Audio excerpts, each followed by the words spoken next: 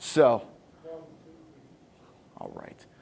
So as we progress through here, we'll be able to determine that there are actually 2 south directions that we need to associate, and then 3 norths from here. And all of those need to balance out to equal 0.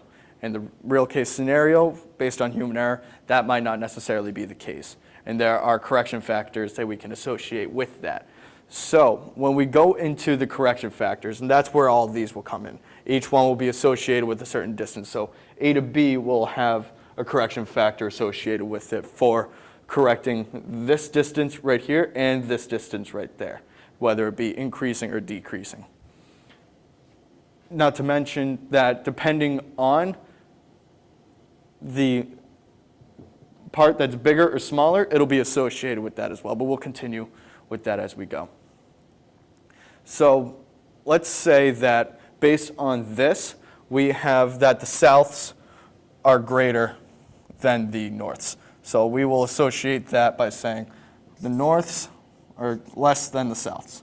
And that's where our balance needs to come in.